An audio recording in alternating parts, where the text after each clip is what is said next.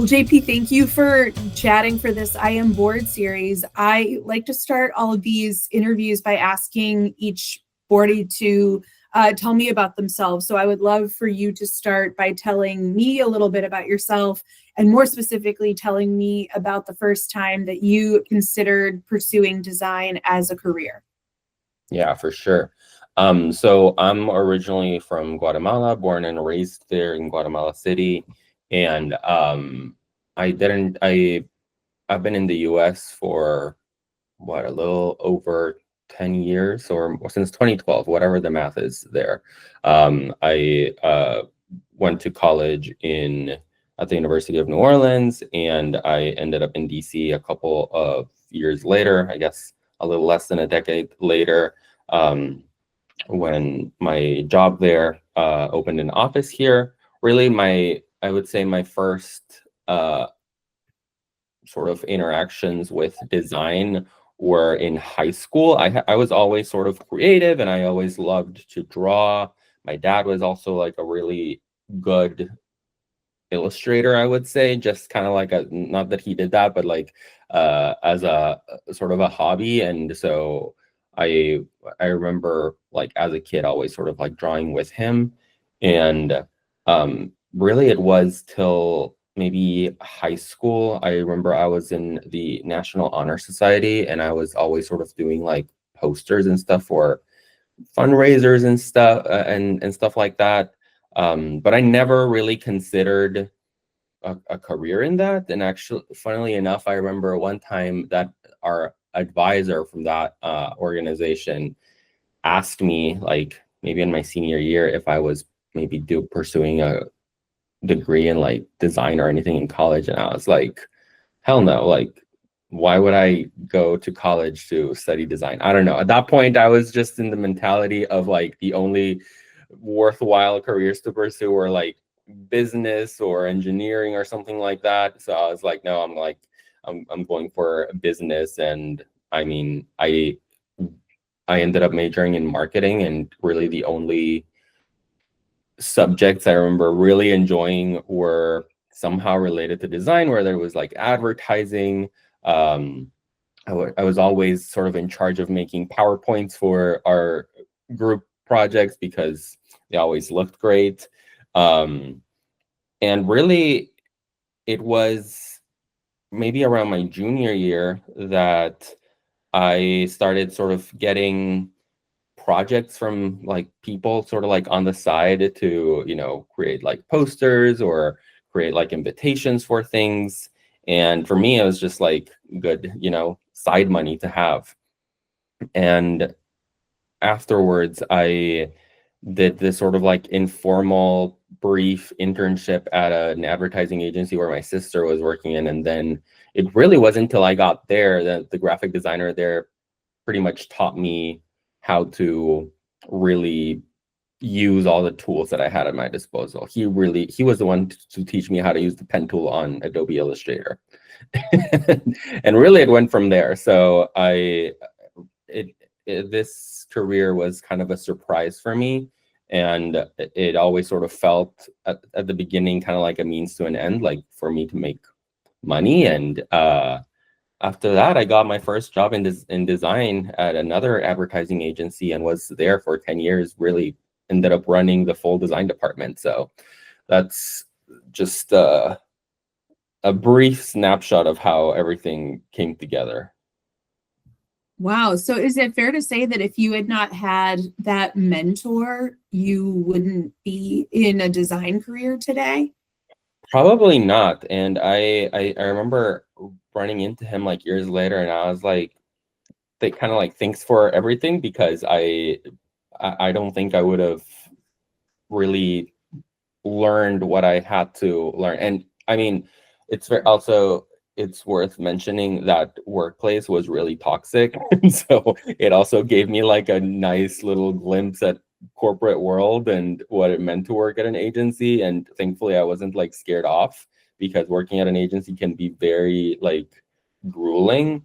And thankfully the agency I ended up working at later, it was a polar opposite of what I expected was like working in that type of setting. So really without, I think, that initial experience, maybe I would have delved more into like marketing as like strategy or something like that. But I actually remember at that point I was really interested in maybe like learning more about like Google Ads and like doing that type of work. And I'm glad I didn't do that because it sounds miserable. It does. It does sound slightly soul sucking, but it is interesting because when I host these I Am Board interviews, if I had to name one common denominator, pretty much every single person I've interviewed so far has talked about the impact of a mentor on their design career and practice, which is a stark contrast I notice from computer science or coding, where it's very common to be fully self-taught and to not even have taken a class, let alone majored in computer science. And so people in that discipline, especially in recent years, tend to, in many cases, learn the discipline of coding on their own. Whereas whenever I interview a boardie for their creative origin story, they without fail cite someone in particular who was really influential on their ability to pursue design. And honestly, for me, that was impactful in the sense that I didn't go to design school. I didn't like, major in it, or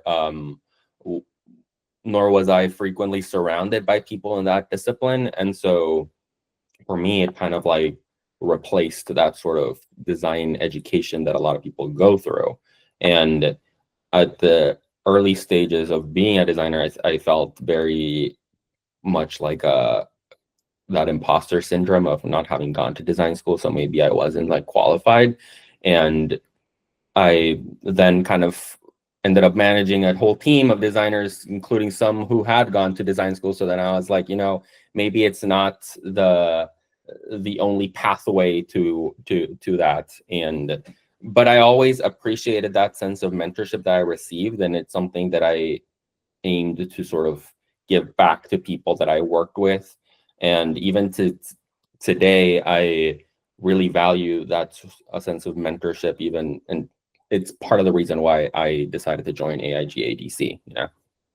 And that's a perfect segue, because we talked about your creative origin story, and now I'd love to hear your AIGA story. How did you first hear about AIGA as an organization and then get involved with the DC chapter? For sure. So my first encounter with AIGA DC actually didn't happen while I was living here. I was still living in New Orleans, and it was during the pandemic. So I was trying to find, content or like a virtual conference that I could sign my team up to like watch and, like have some, that sort of external learning for the team. And I found AIGA DC's DC Design Week, and it was all happening virtually. So it worked perfectly for us. I sent out a link to everyone in our team, and was like, what interests y'all? And we signed up to a bunch of the talks. I think at that point, DC Design Week had like 20 or 30 different sessions. And so there was a lot for us to pick from. And yeah, I remember a few of those sessions, and on the chat, I was like saying that I was like kind of not in DC, and some people were like surprised, kind of like, Ariana, what are you doing here? And I was like, I don't know, it seems cool. I love it. And really, it was at that point I was starting to think about whether I wanted to move to a different city. And I even jokingly in one of the sessions, like on the chat, I was like, should I move to DC? And people are like, yeah, it's super great here. I mean, I don't know if that was true at that point. It was peak pandemic. So I think people are just trying to get others to move. Or we were all going through that same like existential crisis. But anyways, that's how I found AIGA DC. And then once I moved here, obviously I already knew of this organization. I remember seeing Shine and wanting to apply, but I missed the deadline. So then I was like, you know, how else should I get involved? And at that point, I was attending an AIGA national conference here in DC for like design leadership.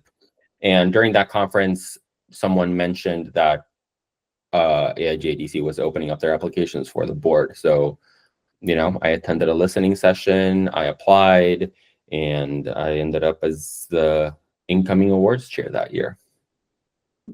Is it too much of a leap to say that you moved to DC in part because of virtual volunteering with AIGA DC? I mean, I would say the primary reason was because my boss was opening a satellite office here at that point, and so that's how like the main. But in all my because we were considering, me and my fiance were considering Denver and DC as places, and I was just like, I'm not outdoorsy enough to go to Denver, and so then my boss said he was opening this satellite office, and I was like, can I come, because I just really want to move somewhere. And but it was really important to me to find a city where I could easily, or somehow find community.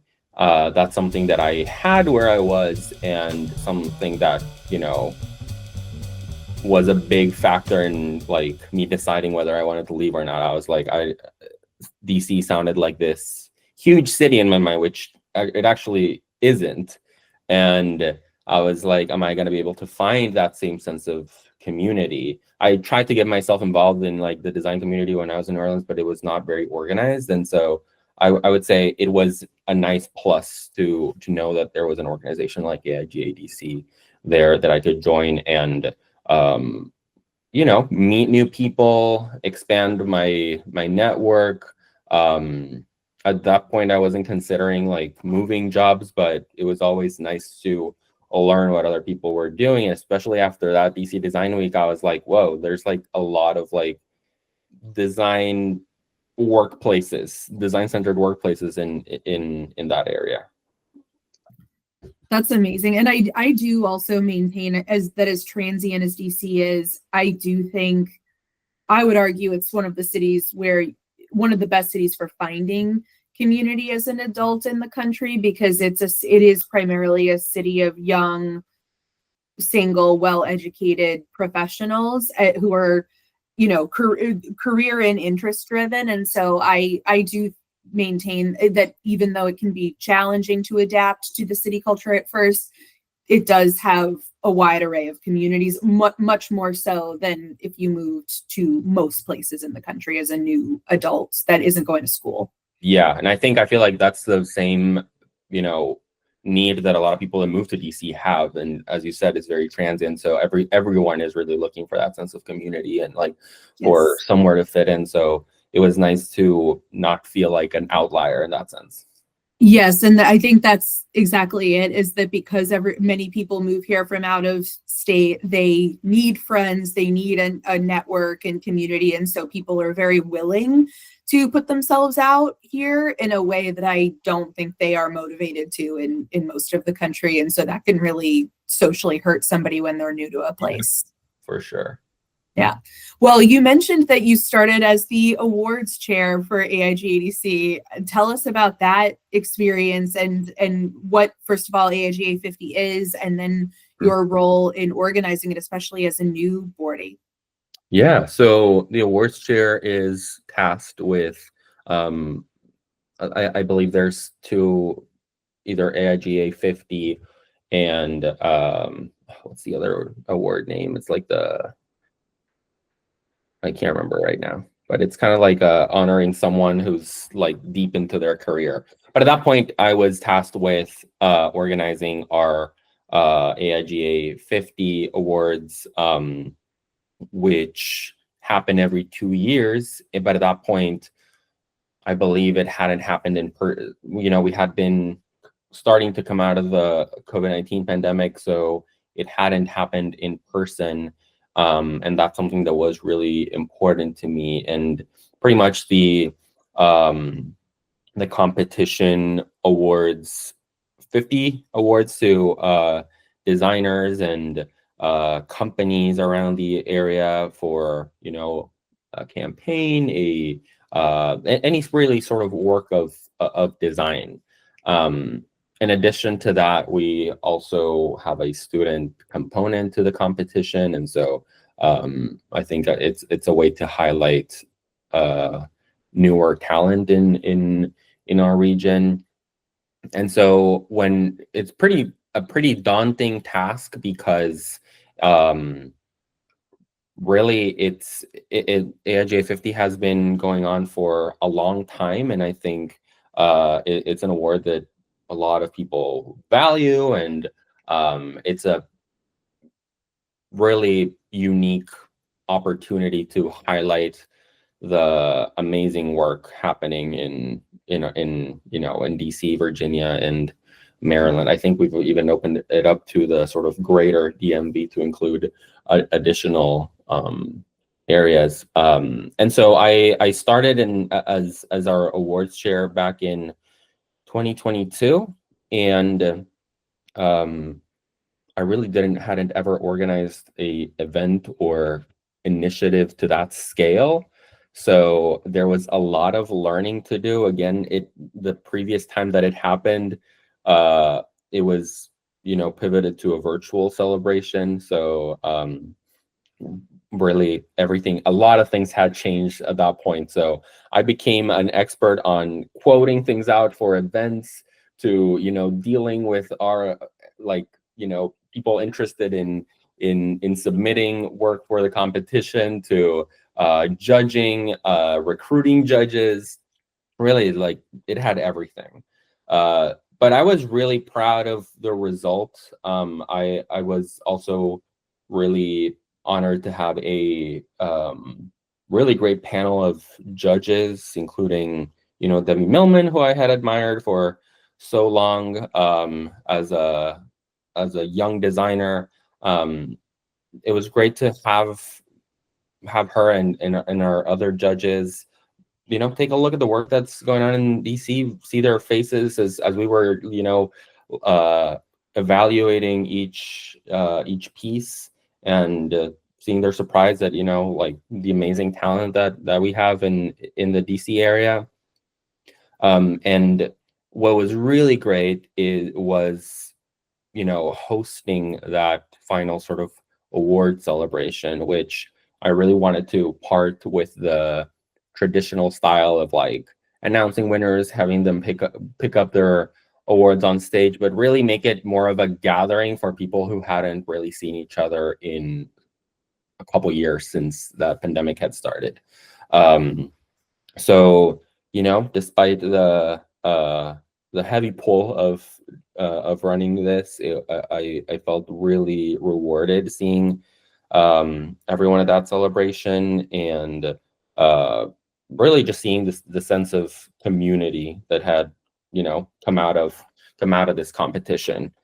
So I'm looking forward to the next AIGA 50, and ready to, you know, give my wisdom to whoever takes it on next time.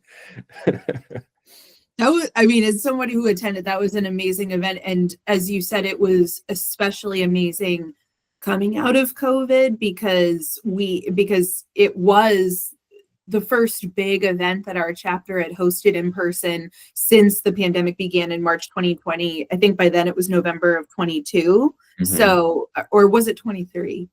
It was 23, I believe. Oh yeah. my God. Yeah.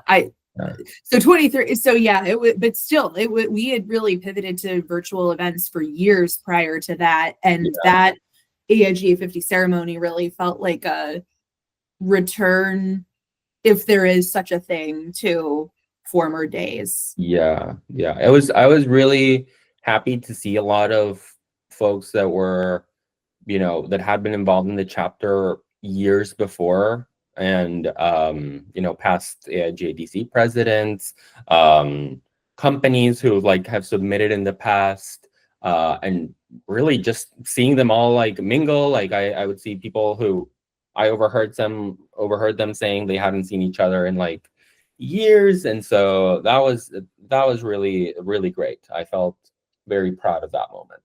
Yeah, that's amazing. Yeah, that's great. And when you think about your creative impact on the AIGA DC board, what do you think of all the projects you've worked on is the creative endeavor for AIGA DC that you are most proud of or enjoy the most? I think I'm most proud of AIGA 50 again, just because I think it is such a unique opportunity to have like that level of impact on the whole community and at that scale. And beyond that, what I really enjoy the most about being on the board is right now I'm a programming director, and so I enjoy helping newer boardies get settled into their role and really come up with ideas for events, and whether they're social events or more sort of knowledge gathering ones, and seeing the impact we have across our community. I'm really focused on having cool programming for people, because sometimes you do want to learn, but sometimes you just want to hear about people doing cool things and drawing people out. I think that has been a post-pandemic, it's always been a challenge to get people to come out of their virtual work or personal selves into meeting others and being in new spaces. I think it does make a bit of a difference. And so that's, I think, at this point, what I feel has been my biggest sort of impact in being able to facilitate the development of such opportunities. I agree with that. And professionally, since you've been on the board, you've made a pretty big pivot. You've gone from the agency world of design to the civic tech world of design. Tell us about your current role and how you made the leap from agency life to designing for the Library of Congress.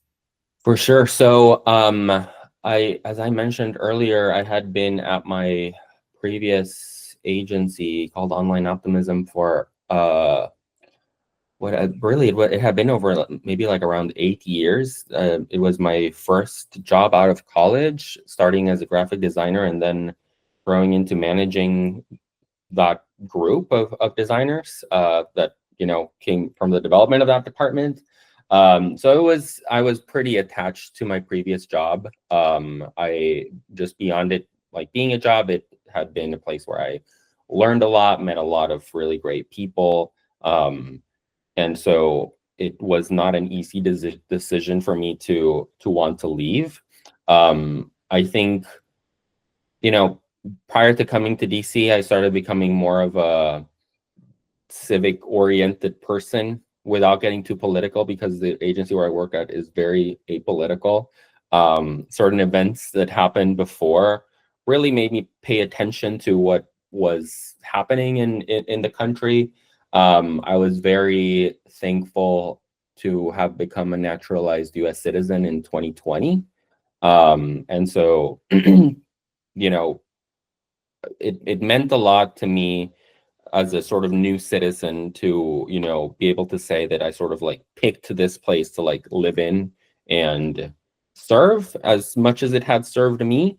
And so at that point, I did start finding out a lot about careers in the federal government, or in like adjacent or like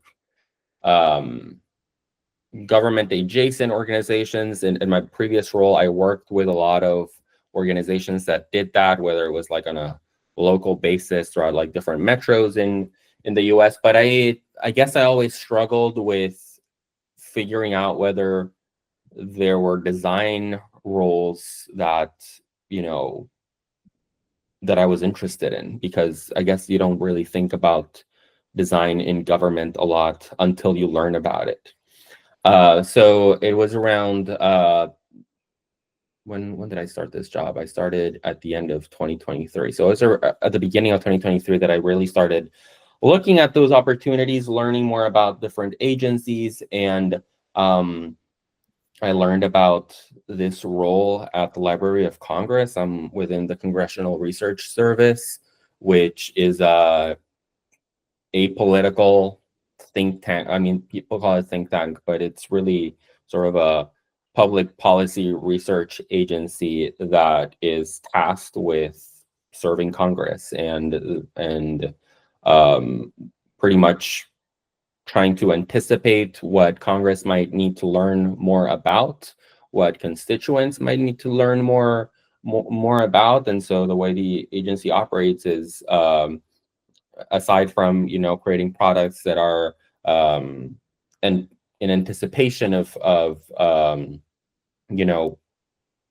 things that are going on in at the present time, we get a lot of requests from members of Congress, their staff, congressional committees, and all the research is placed into different products, including some visually driven products, which is where the team I'm in comes in. And so we work on a variety of things, from infographics to interactive products, to creating interactive visualizations that go inside of other products, to really try to communicate as much to our congressional clients, and inform them and their staff about what's going out there. And they have such a busy schedule that and such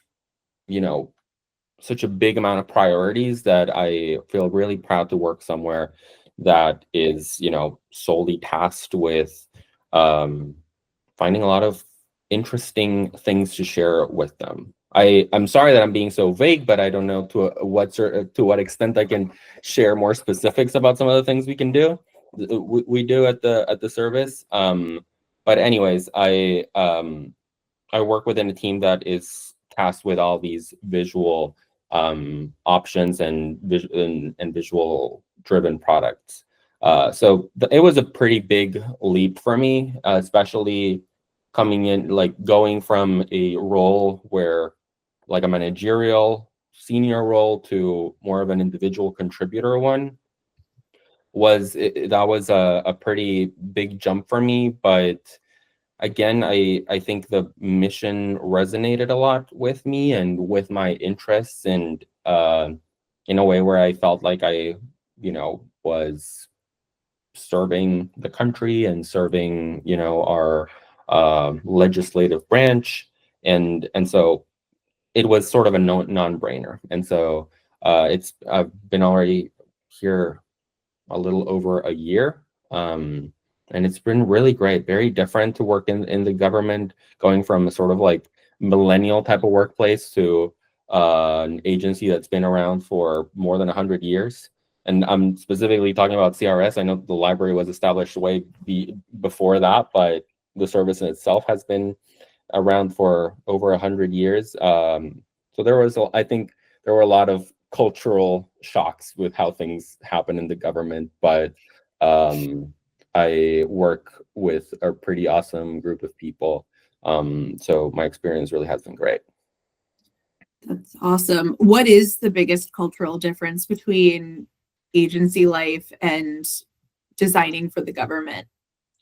I think the fact that there are so many processes and everything, there's an answer to everything. I was working in my previous agency that had, when I started, we were 4 or 5 people. We eventually grew, but going to a 600 plus person organization. And so, which is just the service itself, a lot more staff in the greater library. But before, if there was, at my previous job, if there was no policy for something, we kind of made it up. We had to figure out something that we hadn't done before. We faked it till we made it. And so I think that's how a lot of smaller businesses operate. And so I was used to that sort of nimbleness of working at a small office, to, you know, figuring, like, pretty much having an answer for a lot of things, which is sometimes great, but sometimes I think you might have different opinions or different ideas to what something can be like. And so but you're, you know, sort of strictly bound by whatever has been established. And so I think there's the whole thing about there being a lot of red tape in the government is not a lie. It's very true. And so it's just a matter of, you know, adapting to that and figuring out what areas of opportunity actually exist between that red tape to contribute and you know, make your mark. Yes, I very much agree with, as someone who is also in civic tech, I feel that way too. So what our ending question is, what is something about you that you think our community would be surprised to learn about you? That's interesting. Let me think. What's interesting about me? Maybe a couple fun facts. Before I moved to DC, like during the pandemic, I used to foster dogs. So I was very proud to, you know, pretty much save over 10 lives of dogs that had been, you know, either abandoned or were at kill shelters. Ended up with one of the fosters at the end, once I, you know, I found one that picked me rather than the other way around. That's something that I don't think I share a whole lot. I love to cook. I think that's like outside of design, in terms of like my other creative outlets right now, cooking has been pretty much the biggest one. It's pretty much a task that is kind of like for myself and for my household. And I, you know, when it comes to like design, I'm pretty much, you know, working for other people, doing kind of like what they want to do. I rarely really do passion projects. And so for me, like channeling that creativity into the kitchen has been great for, you know, to, you know, learn and have some sort of like self-fulfillment. So that's, I cook a lot. And what else is interesting about me? I once designed a beer label, which I have hung up on my wall. That's one of, as small as it is, it's one of my biggest creative accomplishments, because I had always wanted to do it and I finally did it. Specifically, you wanted to design a beer label? Yeah, just because I feel like it's not like, you know, when you see all these like labels that are so great, and I feel like we don't talk about it a lot as like a community, like the amount of like talent and design that goes into like labeling craft beers. I mean, really, I mean, a lot of other like products, but there's just like so many like directions you can go to when designing a beer label. And I was like, okay, I really want to do it. And it was during the pandemic back in New Orleans that I befriended the owners of a small craft brewery. And at that point, they were only, you know, making beers for like serving at their tap room. And eventually, once they got their canning line, I was really happy to get an email from them asking if I could design one of their labels. And like one of the owners was a graphic designer. So I think I felt even happier about it, because she like did such a great job at like designing labels for all the other beers. And I'm sure it was hard to let go of that responsibility for one and to reach out to someone else to help out. So yeah, I was really happy to be able to do that. Excellent. But those are a couple of fun facts about me. Those are great. That's awesome. So is there anything else you want to end with? I will say AIGA DC has been you such a great community for me. And it really helped me not only replicate what I felt like I had in my previous city, but it was so much more than that. I felt like I've gotten to meet so many talented, awesome people who do all kinds of different jobs. We all don't work just at advertising agencies or big consulting firms. Like, we all serve so many different purposes and have different roles. And so aside from, being proud of serving our community, I'm really proud of having found this group and learn from everyone in it. And we are very, very happy to have you and your leadership, because I think your agency and team leadership really shows on this particular board. And in design, it's very easy to be an individual contributor and to get a lot of satisfaction from that. But I think managing and more importantly than managing, mentoring and growing designers is a really critical skill set, and we're very lucky to benefit from it.